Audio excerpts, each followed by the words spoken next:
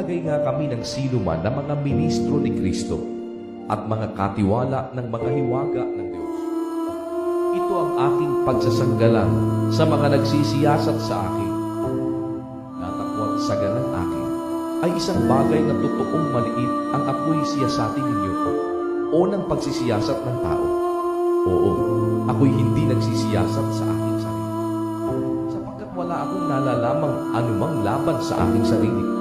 Bagaman hindi dahil dito'y inaaring ganap ako, sapagkat ang nagsisiyasat sa akin ay ang Panginoon. Hindi ko inimpot ang pilak ni numan o ang ginto o ang pananakit. Nalalaman din ninyo na ang mga kamay na ito ay nangaglilingkod sa mga kinakailangan ko at sa